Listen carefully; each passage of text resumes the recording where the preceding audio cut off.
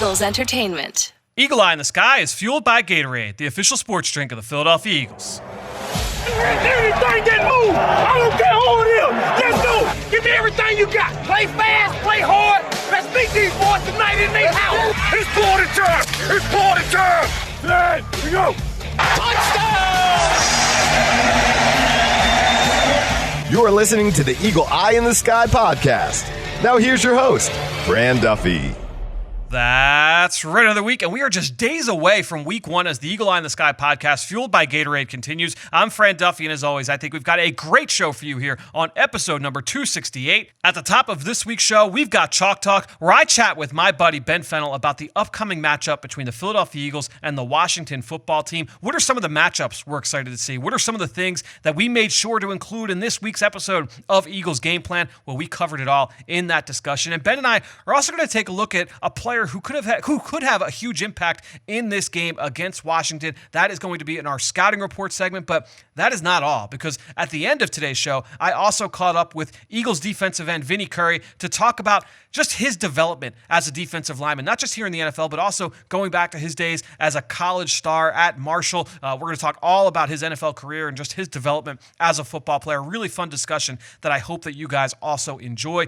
Before we get there, just a couple things I want to make sure that we hit on. As a quick reminder, the best way to throw us your support is to go on to Apple Podcasts or Stitcher, leave us a rating and leave us a comment. If you leave a question on there, I will be sure to respond to it right here on this podcast. All right. I mentioned Eagles game plan, and before I get to my chat with Ben, I wanted to give just a little bit of a tease to a segment we had on this week's episode where I caught up with the Eagles defensive backs coach Marquand Manuel to talk about really one of the biggest acquisitions of the offseason for the Eagles, and that's obviously cornerback Darius Big Play Slay. Here's a small bite from a segment in Eagles game plan that we call Tape Study, presented by Chickies and Pete's. Excited to talk about new Eagles cornerback Darius Slay. Before we get into the film, I'd love to just get a quick scouting report. Introduce us to Darius Slay, the multiple-time Pro Bowl corner. I'll tell you what, man, awesome talent. Awesome to have in the room. Most of the things that you can talk about, I know you guys are able to see the way that he makes plays, his ability to cover outside, his ability to cover inside on the slot position, play zone, play man, play the football with natural instincts. But the man is incredible. That's the other side. Being a joy to have in the room. You watch him, his leadership, and he takes on the role, understanding that guys like Rasheed Mathis and guys that came before him in Detroit that he played with, that taught him a lot, he's now taking on that role. So it's been amazing from that standpoint, man. And it's been cool, even at training camp, to see him not just working with the young defensive backs, but even working with the young receivers off to the sideline and kind of giving them pointers and help bringing them along with all the youth on that side of the ball. That's been really cool to watch as well. It's been really cool, man. And you know, you always see him smiling. And it's examples of his play. He's always poised. You always see him, the ability, he's never frantic. Anything that happens, he still has this monotone that I'm cool, calm, collect because I know I can take care of it. And he's trying to now add that to the team. And that, like you talked about, give as much knowledge. And he's accepted that role. Well, great conversation there with Marquand Manuel. I especially enjoyed the part where he talked about his poise, Darius Slay, as a corner. And we broke down some plays after that answer that I felt really kind of brought that to light. For that entire segment, make sure you go check out this week's version of Eagles Game Plan, which will be up on PhiladelphiaEagles.com and the Eagles mobile app sometime early on Friday, hopefully around lunchtime, or if you're local to the Philadelphia area, you can always check it out on Sunday mornings at 10 a.m. on NBC 10 Philadelphia. I will tweet that out as well from my Twitter account at EaglesXOs. All right, talking about Eagles Game Plan, let's talk with the guy who is absolutely pivotal in the production of that show, Ben Fennell. Let's dive into our chat now in Chalk Talk. Let's get down to business. It's time for Chalk Talk. All right, well, joining me this week on Chalk Talk, my buddy Ben Fennell. Ben, it's been a while since it's just been you and I here on the Eagle Eye in the Sky podcast, but this will now be a weekly thing where you and I will kind of talk through the Eagles matchup this week. And, you know, early in the week, I did it with Greg Cosell. This week, you and I are going to talk about this matchup with Washington. And obviously, you and I, we spent so much time getting fans ready for this game with Eagles Game Plan, which you will be able to find on Friday on PhiladelphiaEagles.com and the Eagles mobile app. If you live locally here in Philadelphia, you'll be able to catch it 10 a.m. on NBC 10 Philadelphia. Ben, to me, like the big thing that we focused on for this matchup on both sides of the ball. It was Washington D-line versus the Eagles O-line. And then on the other side of the ball, it was kind of Terry McLaurin and the changes to that offense. Do you view those two as kind of like the two big themes, I guess, going into this matchup? Yeah, as far as on the field, obviously Washington has a lot of moving parts with their organization, new coaching staff coming in, both sides of the ball. So that's pretty exciting for their prospects in the 2020 season. But yeah, it's second year with Dwayne Haskins and Terry McLaurin and a lot of new parts on both sides of the ball. But those are definitely the premier storylines. Yeah, no question. To me, like, and one of the things we'll do each week is we'll just kind of pick, you and I, like one matchup that we're going to be watching, like a one-on-one style of matchup. To me, it's the big boys, and you and I have had a lot of fun watching these two guys go at it twice a year over the last handful of years. And that's Fletcher Cox going up against Brandon Scherff. And I view personally Brandon Scherff as one of the best guards in the NFL. Obviously, I would say he's not quite in like that, the Quentin Nelson, Brandon Brooks, Zach Martin echelon, but he is like a tick below those guys. Is just a really fun player. He's strong, he's powerful, he's athletic, he's technically sound. We know the kind of player that Fletcher Cox is. Watching those two go at it, that is good on good. I'm excited to see these two guys go head to head. And both guys have had wins against each other over the course of the last few years.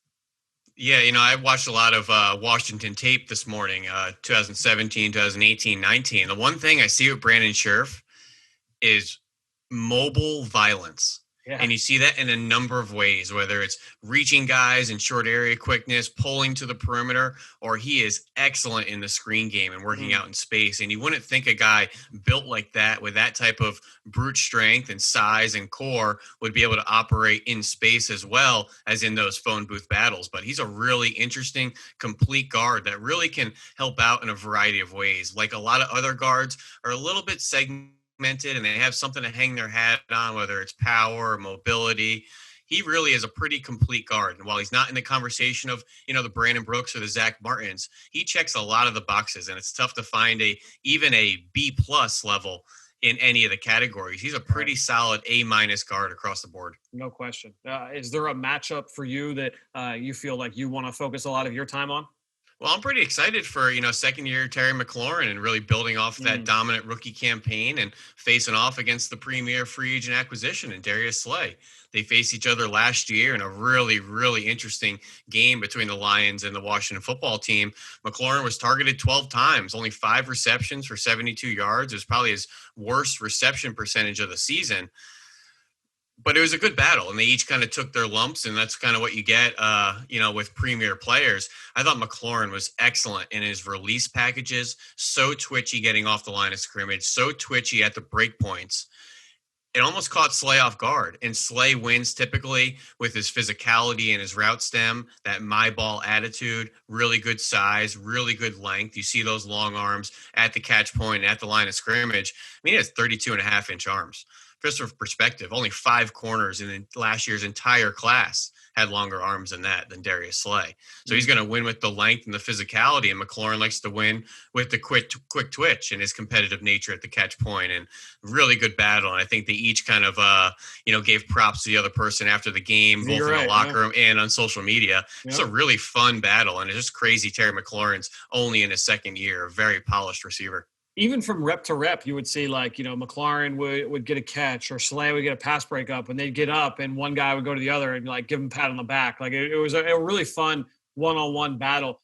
This wasn't Andre Johnson and Cortland Finnegan, Fran. This was guys with tremendous amount of respect for each other. And you just love seeing that premier corner, premier receiver, each making each other better and having fun competing. And that's really what, NFL is all about.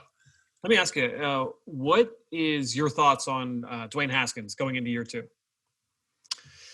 I have some mixed feelings on Dwayne Haskins. I'm just wondering, what are they going to do in the offense to make his life easier? Because I thought he struggled pushing the ball down the field and in those intermediate windows. And I thought they asked a lot of him, especially targeting a guy, Terry McLaurin, who can win for himself often. But that comes at the expense of making tougher throws for quarterbacks and a lot of isolation routes. And I just like to see a lot more, spoon-fed offense for this team and, allowing the weapons around Dwayne Haskins to do what they can do. And whether that's, misdirection and things like that, confusing a defense, or finding, your playmakers and getting the ball into the hands of these guys, whether it's in quick game or screens. And there's some really dynamic players around him, some rookies we can cover. A guy I was really impressed with watching this tape this morning was Steven Sims. Fran, I did not see this caliber of player the past 2 years. Was it 2 years or just last year? I think it was just last year. Yeah. Just last year. He almost came out of nowhere, but watching his hit tape, the kickoff returning, the punt returning, twitchy routes, the double moves, and then all the decoy stuff. I had no idea all the end arounds, the orbit motions, and they throw screens out the back door. Really interesting gadget player that can wear a lot of hats for them. But Dwayne Haskins, I just want to see them make his life just a little bit easier. And what type of offense is this going to be? Is it a primarily shotgun? Or is he going to be a under center, turn his back to the defense, get him out on the edge, with some play action? Or are you going to work in some more of the quarterback runs like we saw a little bit at Ohio State, a little bit from the previous Panthers offense? They dabbled a little bit with that in 2019's preseason with Dwayne Haskins and really didn't see a whole lot of it into the regular season. So a lot of, we saw a lot with Dwayne Haskins, a variety of schemes, a variety of styles, especially coming from the Case Keenum offense into the Dwayne Haskins offense. So a lot to kind of unpack there. So to me, and that was a perfect segue into my next question. And I always want to hit on with you every single week here on the show. We put, like I said, we put so much time into putting the rundown together for Eagles game plan. But at the end of the day, Eagles game plan is a 30-minute show on TV that essentially is, it's like 19 minutes and 38 seconds of content, right? So we have to leave a lot on the cutting room floor, even stuff that we shoot. So we might shoot 38 minutes worth of content that has to get scrubbed down to 19 minutes. And then even then there's stuff that we don't even get to shoot that was like, man, I really wish we could have done a segment on this. So my question for you is this, and I'll let you stew on a little bit. I'll give my answer first. What was the one segment in this for this matchup that you would have liked for us to get into the show that you feel is kind of important for us to talk about in this matchup? For me, it's exactly what you were just talking about with Steven Sims. And that's kind of that new look offense that we're going to see from Washington with all the pre-snap motion, all the orbits, all the jet action. We did see that a little bit last year, but I think with Scott Turner coming over from Carolina, we're going to see a lot more of that because that was really kind of what he did in his 4 games calling plays for the Panthers in the back end of 2019. So, using last year for him, it was Christian McCaffrey, it was Curtis Samuel, a little bit of DJ Moore, but really those two kind of hybrid players. Here in Washington, you've got Antonio Gibson, who was a slot receiver and a back. You've got Steven Sims. You've got J.D. McKissick. Obviously, you've got McLaurin as well. You've got these dynamic talents. McKissick was named the starting running back. He's at the top of the depth chart coming in. But all these guys, I feel like it's going to be really interesting just to see how they're used. We pulled a bunch of plays of all the cool motions that they did with McCaffrey and Samuel. And, I'm going to take McCaffrey, and before the snap, he's going to be in the backfield. Then I'm going to put him in the slot. Then Samuel's going to go into the backfield. And we're going to put McCaffrey in motion from left to right before the snap and run play action. All these different things, I think, can be put into motion here with these 4 guys that we're talking about in Washington. I wish we could have stuck that a little bit more into the show. We only got 1 play in. I wish we could have got like 3 or 4 in. Yeah, and I think we really need to emphasize, as much as second-year Haskins and Terry McLaurin deserve some attention and some conversation, this is a massive changing of the guard on offense for them.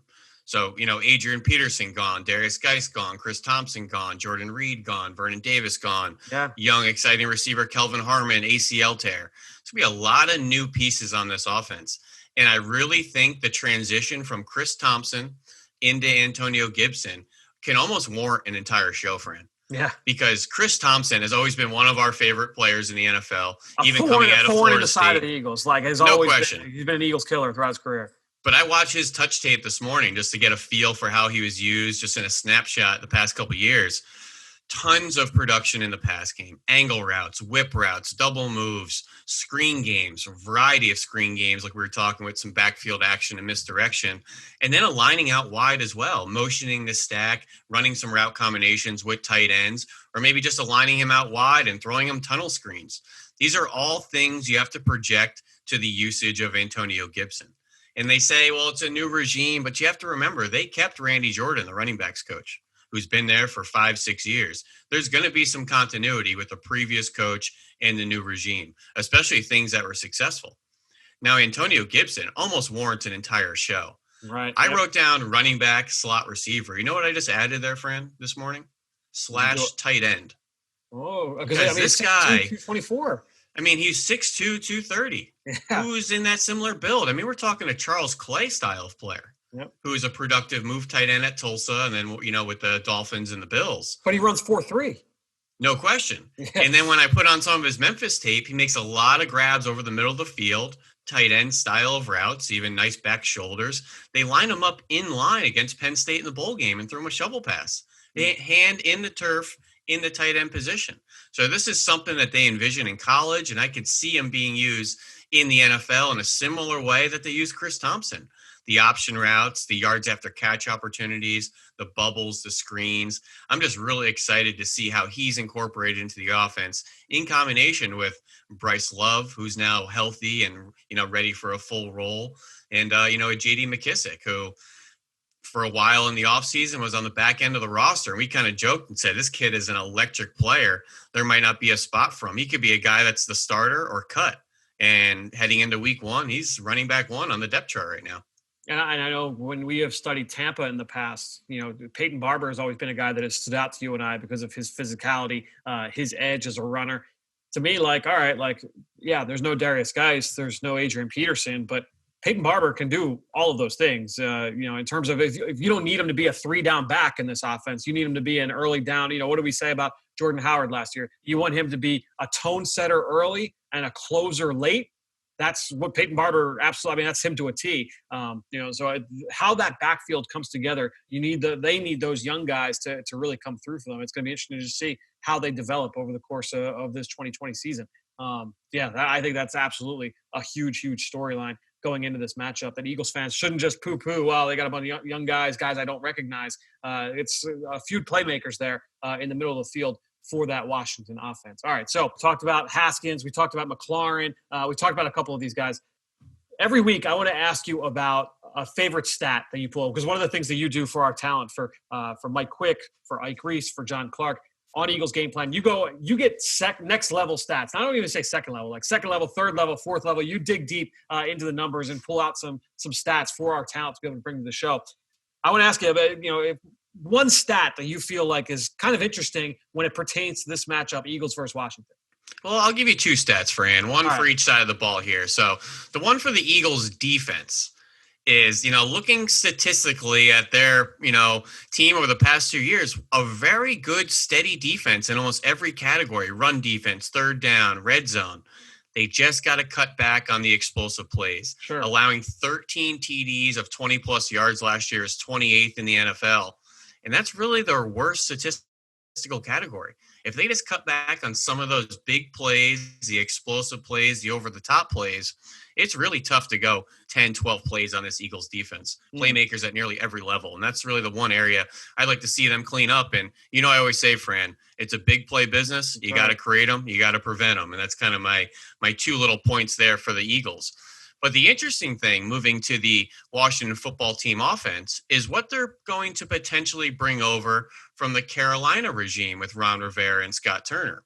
This was a Carolina offense that was a very diverse run game. So diverse, they actually led the NFL in trap runs last year.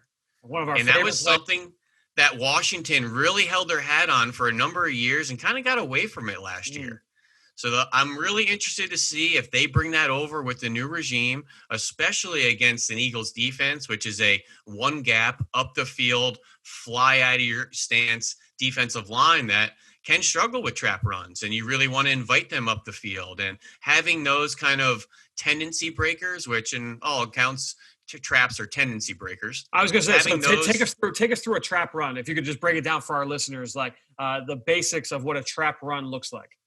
So a trap run is really trying to take the aggressive nature of a defensive line and use it against them. So rather than engaging the player directly across from you on the offensive line, you're actually going to allow that player to penetrate up the field and then have another blocker coming from that player's left or right, putting them in a trapped position. Very similar to the wham block from tight ends, also allowing the defender up the field while sealing them left or right and then working the run quickly. It's always a quick hitting run because you're allowing them up, sealing them, and downhill. It's a quick hitting run, but you're just sealing them for just a second. Now, what you can do on this is, since you're not blocking the player directly in front of you, that allows your offensive lineman to release up the field, potentially getting a more advantageous matchup on smaller bodies, safeties or linebackers. And you can often exchange that assignment on the defensive tackle for maybe somebody smaller, like a tight end or maybe a backside player, and then using those resources of blockers elsewhere. So it's kind of an exchanging of assignments and a tendency breaker run. So if you have a team like the Eagles that fly up the field, you need to have trap runs against them. If they were a two-gapping team and they just sat on the line of scrimmage, the trap run really isn't going to be effective because you need that upfield penetration in order to use that against them. So for a visual for our listeners, okay, if you're imagining that you're watching the film from like the end zone angle behind the quarterback, okay, so look, the offense's point of view, Fletcher Cox lined up on the offensive right side as a 3 technique, okay, so between the right guard and the right tackle. In this instance, the right guard and the right tackle, they're not blocking Fletcher Cox. They are releasing immediately up to the linebacker level, and the person that is blocking Fletcher is actually the left guard, so coming from the opposite side. And by doing this, Fletcher, if he doesn't recognize it, he's flying upfield and he's going to get smacked in his ear hole by a guard coming from the opposite side. It's an easy block in theory for the guard. So a guy that's tough to block in Fletcher Cox, now it's becoming an easy block. And as Ben mentioned, you're getting those big bodies in the right guard and the right tackle now up on your linebackers. So, it's really important for the defensive lineman for the Eagles to understand, hey, this trap run might be coming. I've got to be able to recognize, and that's something that Fletcher Cox has been so good at, recognize that trap run is coming and really almost like squeeze the running lane down so that, that back doesn't really have anywhere to go. And it's so tough because the good offenses will set it up. And they may hit Fletch with a double team with the right guard, right tackle on 1 play, 2 plays, 3 plays, 2 series, 3 series. So he's getting ready to hold up that double team every snap. And then all of a sudden it's Olay and they let him go. And we've seen a number of defensive tackles literally fall right on their face because they're expecting maybe 500-600 pounds of force against them. And all of a sudden they pull the chair out from underneath them. So there's a lot of interesting things that can happen. We've seen also a number of defensive tackles let go up the field, and they'll let him go right up the field and make the play on the running back before he even gets the ball or right at that mesh point because you're allowing them up the field. So a lot of interesting concepts with that trap run. It's advantageous for the offense, working angles, exchanging assignments, but it's also very risky because you're inviting that penetration, you're inviting that upfield action, which can also ruin your play. Stick around with me here for a little bit. We've got another segment here. It's a little bit of a revamped version of our scouting report. Dim those lights. We're headed to the film room for the scouting report. All right, Ben. So last year and really over the last handful of years for scouting report, I would always just kind of read my notes on a player for the opposing team when he was coming out of college and then just kind of connect the dots, bring it back to, this matchup. And to me, like a guy that I feel like we could focus on, we talked in the last segment about players that we kind of left on the cutting room floor. I feel like Jimmy Moreland, the slot corner from Washington, is a player that not a lot of people know about, but is a 7th-round pick, made the team last year, really stood out to both of us. I don't want to speak for you, but I know from what I remember, we both liked him on film at James Madison. Interested to kind of get your thoughts on how you viewed Moreland coming out of college, and then what we've seen from him just through 1 year in the NFL, and what that means for this matchup. So again, we're going to try and bring it back to what that means for Sunday. Yeah, so, I first was brought to his attention, Jimmy Moreland, at a James Madison University because he was a Shrine Game invite. Yep. So I dabbled through his tape, and he actually was one of the double duty call-ups to the Senior Bowl the very next week because of that performance. But once you started digging into him, the only knock that you kind of see and you kind of feel was the size, which was a shade under 5'10", a shade under 180 pounds, which was undersized by most defensive back standards. But you look at his production, 44 starts experience, tons of plays on the ball, 18 interceptions at James Madison, 6 of those returned for a touchdown, Crazy. 45 PBUs. This isn't Insane. just a handful in one year. This is productive, consistent every year. Not to mention just the bizarre things in special teams, 7 block kicks in high school, a couple more out there in college, but they play press coverage there at James Madison, both left and right side. Absolutely plays bigger than his size. He's small frame. He doesn't have the length, but man, he is feisty. He is pesky in his jams and his route stems, his change of direction. He has that my ball approach, really good in off coverage to click and close. Made a lot of plays in that off coverage near the line of scrimmage where he would attack perimeter action. I think there was a play in the Senior Bowl where he blew up a screen or had a huge, I don't know if he made the play or he blew up a blocker or something out there on the perimeter, but that was just a perfect snapshot of kind of what he is. That small, little, feisty, undersized defensive back. But even considering the production, good week at the Shrine, good week at the Senior Bowl, doesn't get the invite to the scouting combine. Yep. So he just seems to, be getting knocked at kind of every turn of his, draft cycle.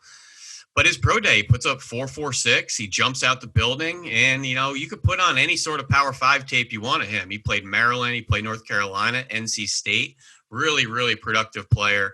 I compared him to Fran. My NFL styles were Ladarius Webb, Okay. small, speedy, undersized guy. Captain Munnerlin, also a small nickel that's carved out a good 10, 12-year career. And Nathan who played Vasher. for he played for Ron Rivera in Carolina, Captain Munnerlin. Oh, there we go. Yeah, perfect connection there. There we go. And then Nathan Vasher, another undersized guy I played with the Bears throughout 2000s there. And you look at a snapshot 2019, 471 snaps on defense, another 150 snaps on special teams from a 7th-round pick.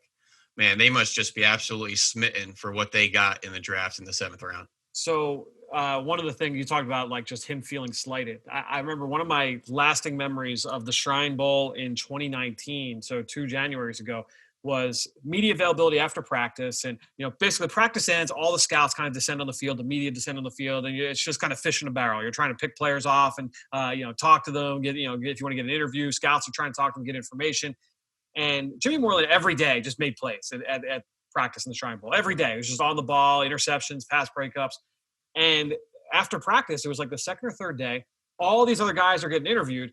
Jimmy Moreland's standing there next to, I think it was like next to his agent. He's looking around and no one's trying to talk to him. And he's like, he just yells out. He's like, "You guys aren't talking to me now. You guys are going to be talking to me soon enough." Like, he has that edge to him. And to me, like, I just remember laughing at the time, just like, this guy is amazing. It's hilarious. Just backs up because that's the way he plays too. This guy was a Buck Buchanan Award finalist at the FCS level as the player of the year at that level of competition. High school safety, Ben. So you can kind of see where that edge comes from. All the things you said about him, I agree. I think what's really interesting going into this year, I liked Moreland a little bit more as a pure man corner. Like, I just thought like he had all those traits as a pure man cover corner.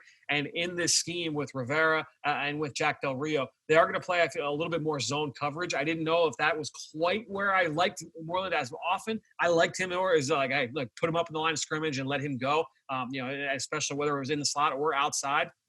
So that's going to be kind of interesting to me. And then when you look at the potential matchups here, we've seen that the Eagles in the past, like both of Deshaun Jackson's touchdowns last year against Washington came when he was lined up inside, tight to the formation, where he could be lined up against a slot corner. Those were zone coverage concepts at the time, and that's one of the things you might see when a Deshaun Jackson gets moved inside. Is that's almost an automatic check sometimes for a defense, or say we're going to go zone coverage. We don't want to travel our corner inside. But I think that it could be an interesting thing to kind of follow.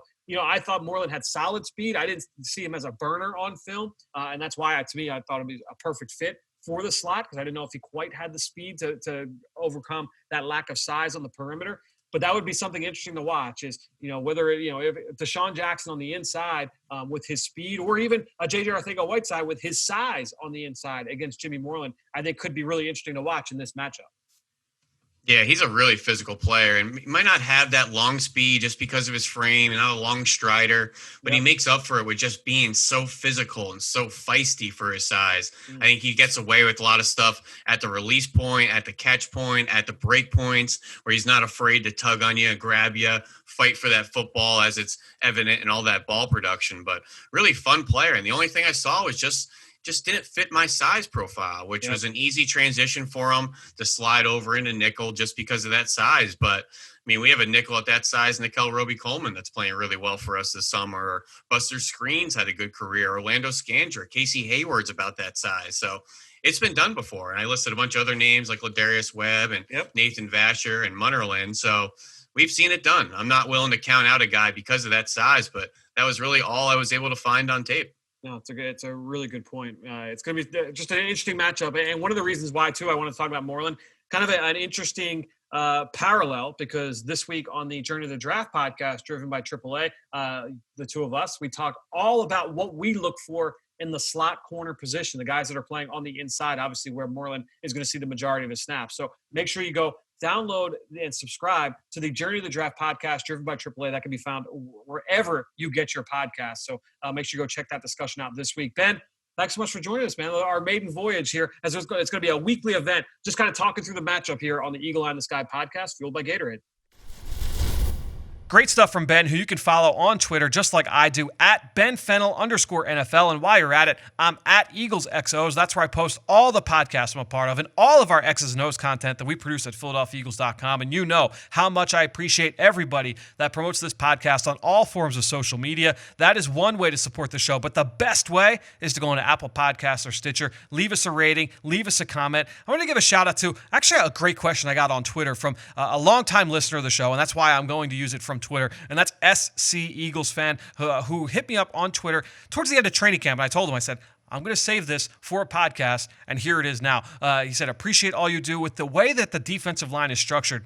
Could you see a quote-unquote NASCAR package featuring Fletcher Cox, Malik Jackson, and Javon Hargrave in the middle with two defensive ends rushing the passer? Thank you. And yes, I absolutely could. And we actually talked about that earlier this week with Greg Cosell. I feel like, if you're trying to figure out how do you get all three of those defensive tackles on the field at one time, do you have Malik Jackson? You've got Fletcher Cox. Both those guys have the ability to slide out and play defensive end. I'm sure we'll probably see that at some point. We'll see some reps where it looks that way.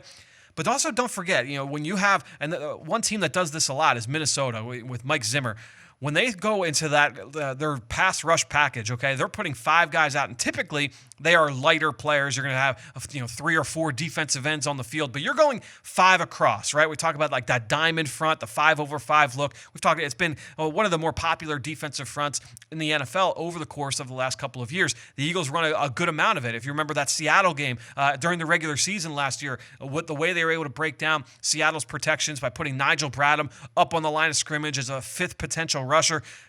Most of the time he dropped out. Sometimes he came. He had a key sack late in the game off one of those looks. At the end of the day, it doesn't necessarily matter who some of those players are, as long as you have the threat of some of them dropping out at times. And I think when you look at guys like Fletcher Cox, guys like Malik Jackson, certainly the other defensive ends that you would put on the field, whether that's Derek Barnett, Brandon Graham, Josh Sweat, with those 3 defensive tackles, all those guys have some ability to drop back into the flat. Remember, Fletcher Cox nearly picked off a pass in a look like that last year. So when you have those versatile skill sets, you absolutely can get creative with putting those guys out in the field and then dropping them back. And, with the summer that Malik Jackson has had, it's going to be tough to keep him off the field. Javon Hargrave, I'm really, really excited about. We know the dominant presence that Fletcher Cox can be. I'm excited to see what this Eagles defensive coaching staff can do in trying to find creative ways to get them onto the field at the same time. So thanks so much to SC Eagles fan. Great question. I'm glad we were able to hit on that here on the show. All right, so to wrap up this episode, I told you I caught up with Eagles defensive end Vinny Curry just to talk about his development. Let's get to that interview right now. Well, joining us this week, Eagles defensive end Vinny Curry. Vinny, thanks for joining me, man. Excited to kind of talk about your football career, your football life here in Philadelphia. Man, thank you. Thank you for having me, man. I'll be glad to talk about it with you guys today. Absolutely. So first question, how did you first make that transition to defensive lineman? Like, when did you know, all right, I'm making the move to D lineman, that's what I'm going to be moving forward? So it's about a coach by the name of Coach Taylor moved me from linebacker to D-line. I think I was too tall to play linebacker. How did you, when he first brought that to you, were you excited? Were you like, man, like I really want to play in space? What was your first reaction? I was a sophomore. I didn't care as long as I get on the field. I just wanted some brownie points to say I played varsity football. What, did you play other sports in high school? No. Really, just football? No, just football. Interesting. That's why I like talking to guys and getting a sense of like other sports they played and if there was anything else that kind of impacted them. So you played just football. What was it that when did you start playing football? I probably started playing football at like 6 years old. Gotcha. Playing Pop Warner. It's crazy, man, because like I said, I was a linebacker my first 2 years of high school until like that in the middle of the season in high school. I went from 5'7" to 6'4" like overnight. Okay. That'll do it. So when you did you have like immediate success in high school? Like, what do you think back and say like, man, like those were? Oh yeah. I always been the same player. It's just that you don't see too many 6'4" inside linebackers running around. I was like, let me just jump down. And then at the same time, I was eating everything in sight. So I was about All right. Well, so then you go to Marshall. Your last couple years there, you had like 23 sacks. You had a bunch of TFLs. Right. What was it that helped you make that next step from your sophomore year to your junior year? Like, was there something mentally? Was it a coach? What was it that really kind of helped you take that next step? Well, my first 2 years at Marshall, remember I was a 4-eye. We ran a 3-4. So interesting. Okay. I didn't really, that wasn't really utilizing me on the edge. So my junior year, they made a coach's change, and the rest is history. So from what I remember, Sean Cronin showed up as your defensive line coach at Marshall. I worked with Sean when I was at Temple for a year, for a little bit. So what was that relationship like? Because he was your coach when you first made that big jump in production. Yeah. Oh man, that's my guy. He the one who kind of set me down, told me that I had a bright future, and like it was something special. He worked me really really hard. So shout out to him. So you go to your last couple years at Marshall were outstanding. You go to the Senior Bowl. That was actually my first Senior Bowl was when you were down there. I remember you having a big week. You ended up being a second-round pick. Yeah. And then the craziness starts, man, because you had 2012, you had Jim Washburn, you had Tommy Brazier, right? 2013, you have Jerry Azzanaro. Yep. Then you've got Chris Wilson from 2016, 2017. Yep. Brenton Buckner, 2018. Then you come back, you have Philip Daniels last year, Matt Burke this year. A bunch of D-line coaches in your career, man. All different philosophies. No question. So, like, is there something now as you sit back, and I feel like this season, or this offseason, for everybody's at home, was there, like, a lot of reflecting? Do you think back in your career, are there things that you kind of take from all of those guys, even though they were such different philosophically? Oh, absolutely, man. One thing is you gotta expand your brain, man. You gotta always be willing to learn. So, I try to take a little bit from each person. And try to utilize it to my game. But, being 9 years in, what you see is what you get. I'm going to go out there and bust my ass and play hard and put it all on the line, so. I remember your first day at the NovaCare Complex was the day that they were announcing they were going to retire Brian Dawkins' number. Huge press conference, bunch of NFL alumni in the building. You're growing up an Eagles fan, and that story's been told. But my question is this: I was in the studio with you.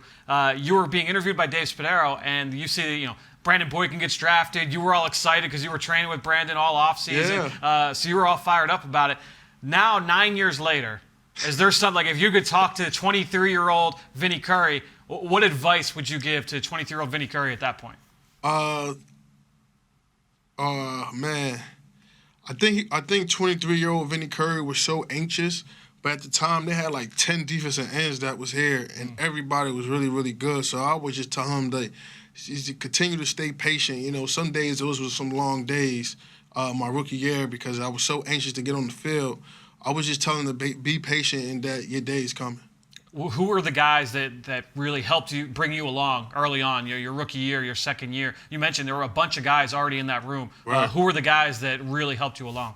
Oh, man, we had a great group.